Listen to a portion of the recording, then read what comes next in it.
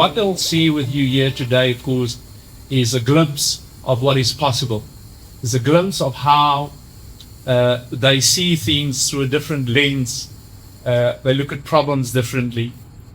And our focus, of course, which you'll see come through hopefully in some of the presentations today, as an accelerator, is using a gender lens to create value. And we have a firm belief that women look at the world not only differently, but they have a different way of solving problems. They have a different way of orientating to value creation. And in this way, it sort of helps us to say that innovation in technology is not just about the fancy products and the glamour that comes from the recognition of success, but it's also the impact of that gender lens that goes beyond commercialization and beyond finance. It's also the social impact, it's also the environmental impact. Just a reminder of how we are pitching today. Each founder will have 10 minutes, founders, 10 minutes, followed by 5 minutes of Q&A from our lovely judges. Judges will score independently and feedback will be shared at the end. So I'm the solo founder of Tomo Geospatial Solutions, and I have developed a platform called AgriSight, right, which is a satellite intelligence platform for smarter crop decisions. So what problem did I identify? Farmers are making high-risk decisions with limited visibility. Monitoring is expensive, insights arrive too late, and data is too complex to use. AgriSight is a satellite-first crop intelligence platform that monitors fields continuously and converts complex remote sensing data into simple decision-ready insights. AgriSight enables early detection of crop stress, improved irrigation and input timing, reduced input waste, continuous monitoring throughout the season, improved farm productivity, and most importantly, profitability. In my current MVP, I have indices that I've included, which I would like to mention that this is one of the most basic geospatial features we have. I have NDVI, which is Normalized Differential Vegetation Index, which helps to check crop health. Normalized Differential Water Index, which helps to check the moisture content in the plants. And we have SAVI, which is the Soil Adjusted Vegetation Index. So these help to check the soil moisture, the crop health, and the moisture content of the plants, which is the most important for the farmer to know how well their plants are performing. In the next phase of the prototype, I want to introduce a drone integration layer. We are not a hardware-dependent platform, right? So I will be partnering with drone companies to help integrate this layer. We will also have growth crop stage mapping and region-specific moisture threshold and yield interpretation. This is very important because these indices and everything in GIS is not limited to one region. So the expected impact is about 5 to 10% yield improvement to maize farmers, which is going to be my initial focus. So equivalent to the additional 0.3 to 0.6 tons per hectare. So the market opportunity. So in South Africa currently, we have 40,000 commercial farming units, 8,500 field crop or mixed crop farms, and Free State, which contains the largest concentration of these farms. Now getting into the important parts. The business model. AgriSight operates on a subscription model based on hectare monitored. So we would be based on a monthly or seasonal monitoring subscription, institutional analytics contracts, and drone integration services. In the first phase, year one, it's for pilot and validation, where I plan on going from between 200 and 300 per hectare per season, focusing on onboarding early adopters, generating strong case studies, also for accuracy and data adoption to the system, demonstrating yield improvement and input savings, and building trust and refining the platform. So year two to year three, increase pricing to 500 to 700 per hectare, scale adoption and expand to new regions, integrate deeper agronomic intelligence. Year 3 plus, I plan on charging around 800 to 1,000 per hectare, advanced yield focusing, risk and climate intelligence, drone and high resolution monitoring, and finance and insurance partnerships.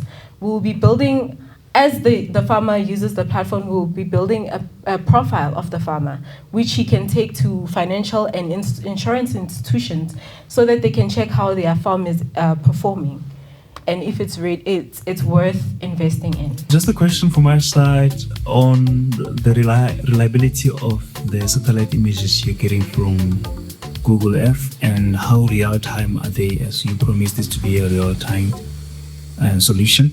Or do you need to now have the drone integration for it to be real-time? So the different indices that you showed here, how reliable are they if you're using only Google Earth? So Google Earth, if it was not producing satellite imagery in intervals, that would be a problem for the world, because we need satellite imagery for different things, such as what I'm doing. So satellite imagery is produced hourly, right? So it's very real time, but there are more real time solutions, as I said, that as we continue with the platform, we'll integrate real time, which is not available right now because of the budget. But this is as real time as we could get. But at least you are able to obtain what is actively happening on the farm right now using satellite imagery. So the variability is quite high. If it wasn't, then various industries wouldn't be using it.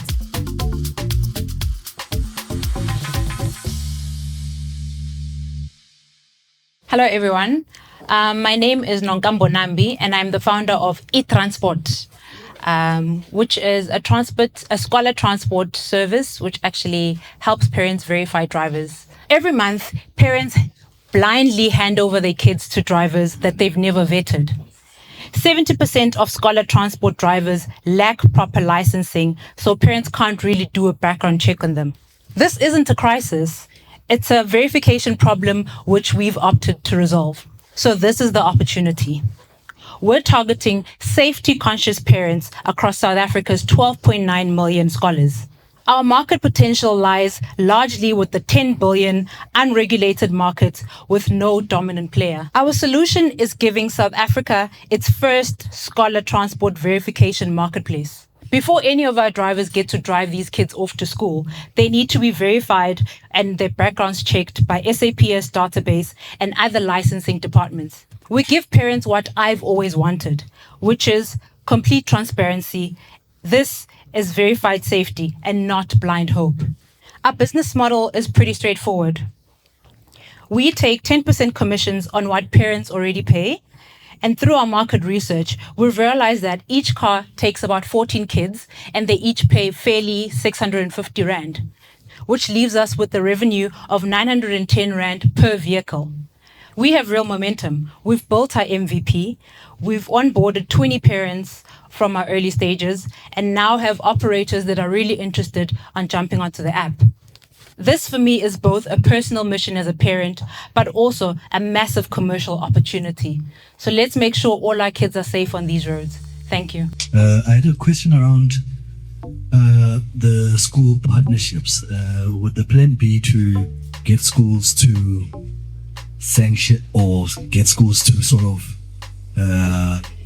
endorse e-transport and then that feed it to the parents to say that the learners at the school should be transported by verified drivers? So we've been consulting with the Department of Education and the Transport Department. We've also had a few meetings with the Premier's office and directly going into schools, speaking to principals in these schools. We've also gone into churches where we actually did an activation at Grace Bible Church in Soweto. And a lot of the parents that were at church, and because it's a big congregation, they were also very keen on getting to know more about the app, taking our contact details. And lastly, the parents that we've spoken to are like, they are willing to join the app. They don't just want to take umalume that they haven't verified. They would rather go onto our platform and make sure that he has a PDP, he has a driver's license, he doesn't have a criminal record, because they would be interacting with kids.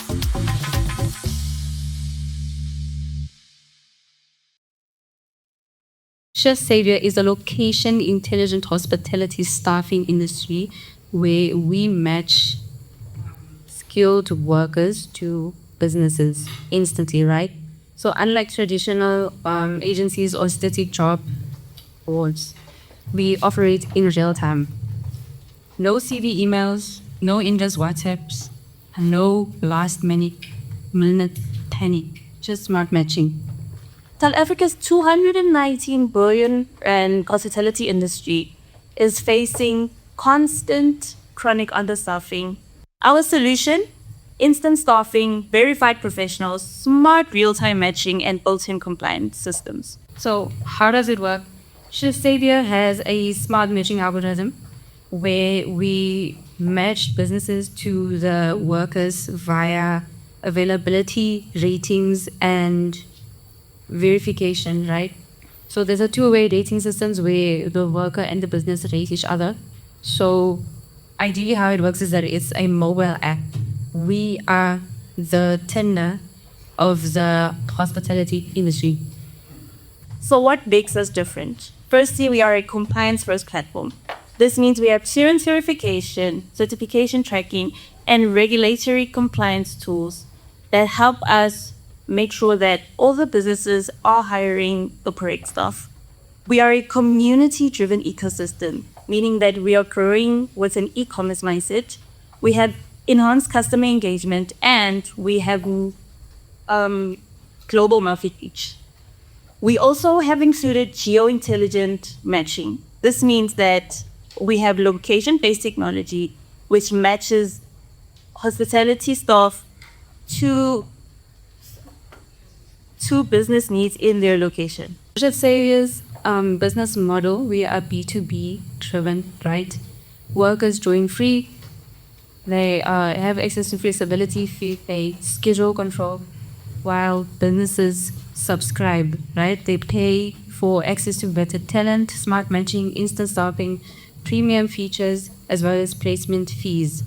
We generate revenue through monthly subscriptions, premium features, as well as placement and booking fee.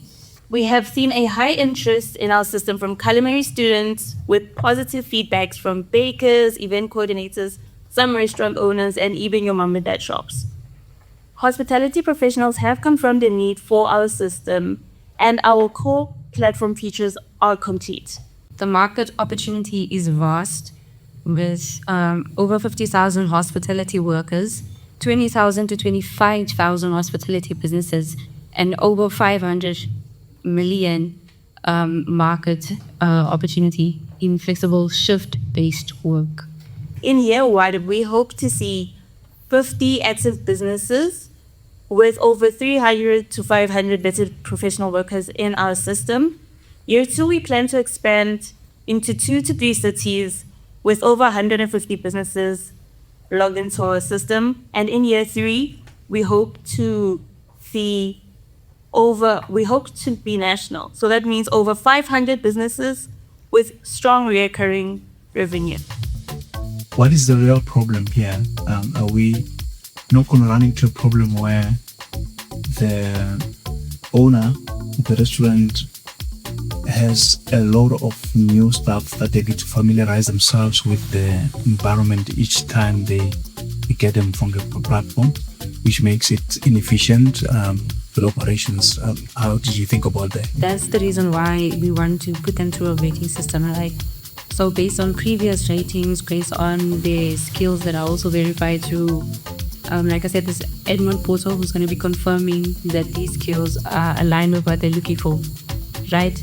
And that's how they filter through based on the location, the rating, and the skills that they're looking for.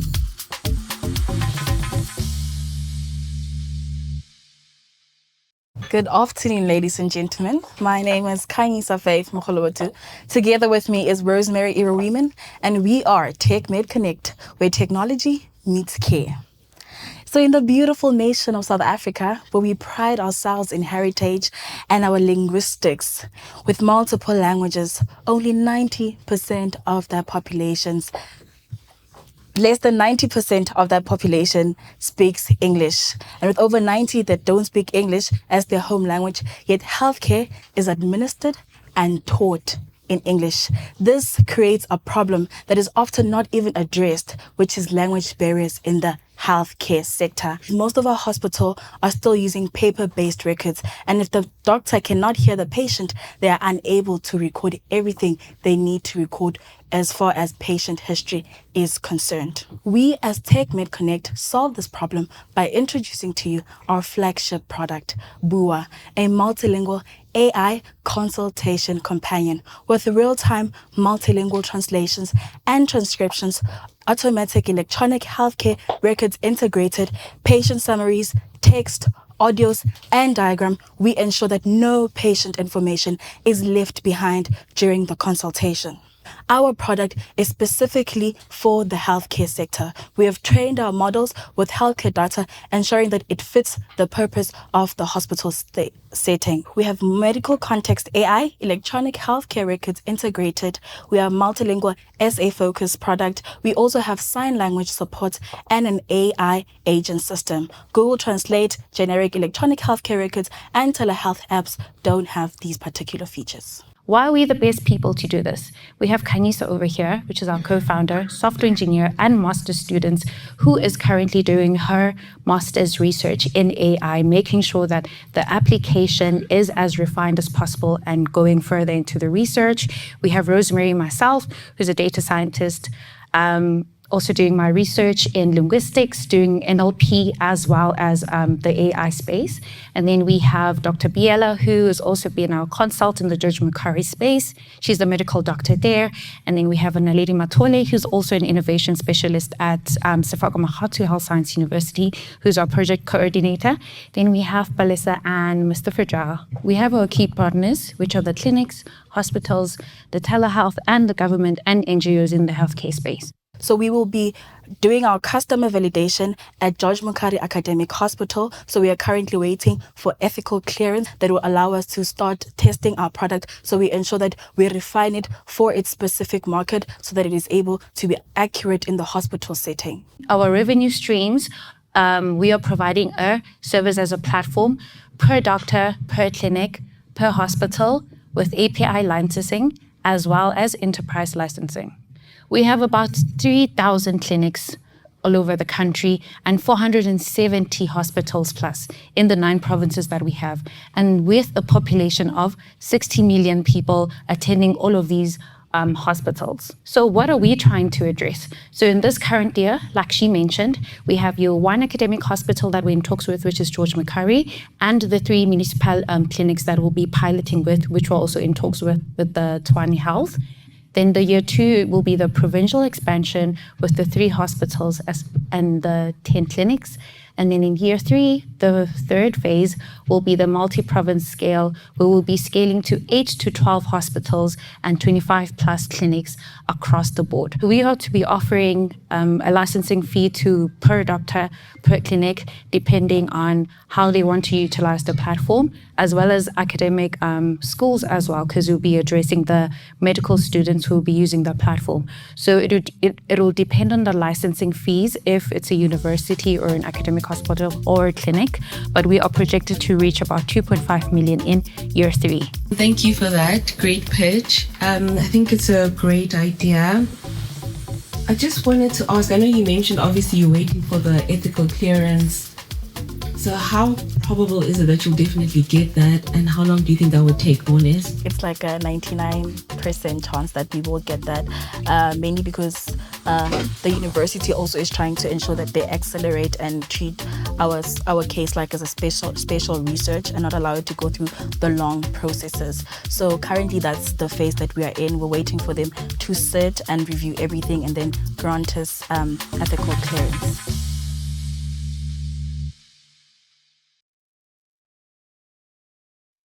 Zuza is a revolutionary platform that seeks to disrupt outdated rewards program and go against the tides that seeks to address the brick and mortar that are obsolete. So our vision, we are not just reinventing the rewards, we are reimagining how people experience shopping. Every day we go to the shopping spaces. We give our time, we invest our attention to the mall, we give our data because as we're going around the mall, we're being targeted and data being collected. We give money as well. But what do we get in return?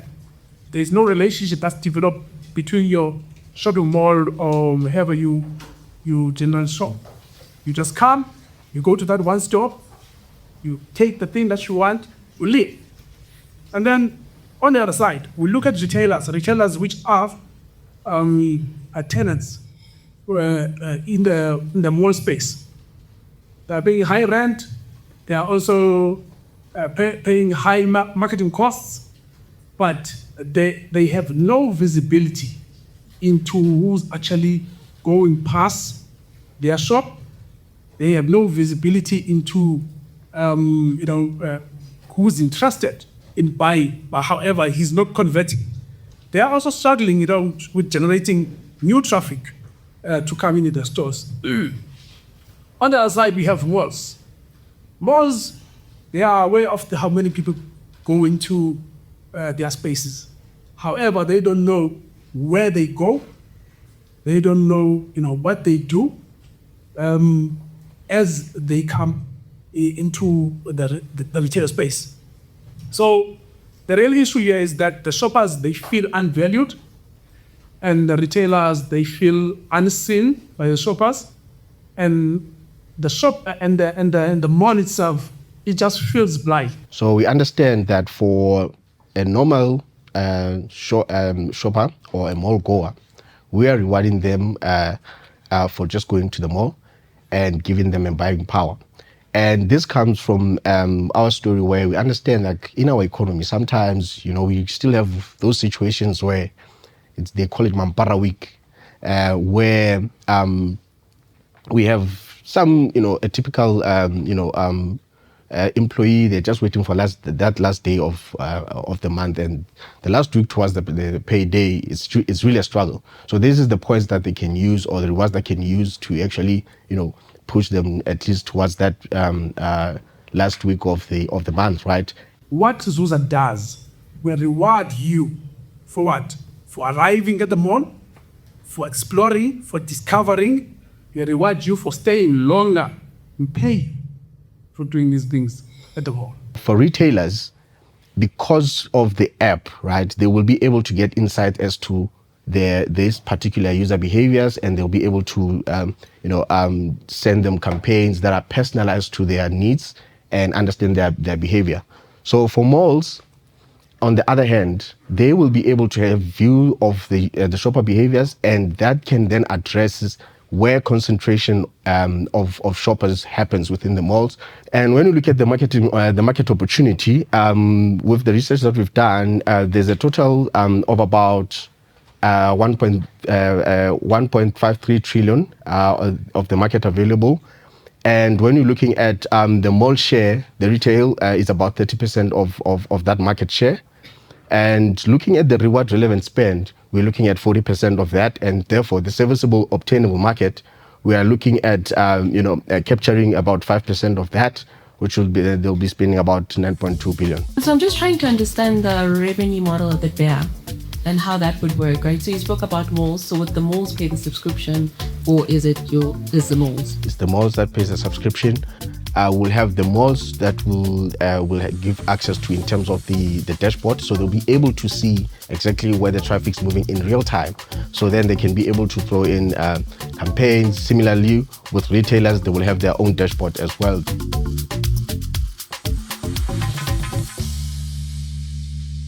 I do think the problems that are being solved are quite big, and articulating that problem and building a solution for it is quite a strong thing that we can hopefully back one day as investors. One of the things that I say the features could improve upon, the competitor analysis, I think we could also talk to how well the other competitors are doing. So if you say that I'm benchmarking myself against company A, I one day want to reach this level. That would be a good thing to add in. And yeah, I think generally we had a good time listening to your pitches, and I want to congratulate you all on building businesses which will build into the future of the country. What I really liked is that you were very clear as to which problem you're solving for. Like my colleague said, I think whenever you're solving for a problem, success and sustainability will follow.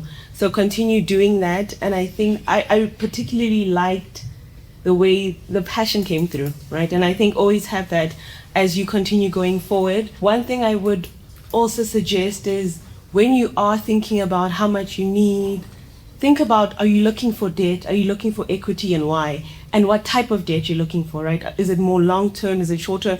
And does it work with the type of model that you want? So I wish you all the best and good luck. And I hope to see all your businesses do well in the future. Congratulations to all the founders who are pitching here today. Great energy and a lot of passion that came through. One of the common things I thought we could look at is also around who is actually going to pay for what you're selling. Some of the solutions need government guiding. Think hard about that, because that is quite a hurdle to go over that. It actually starts a lot of innovation, getting governments to buy your products. So think about how you shield yourself from competition and also people transacting outside of your platform, so that you force them to the traffic to always go through your traffic through your platform.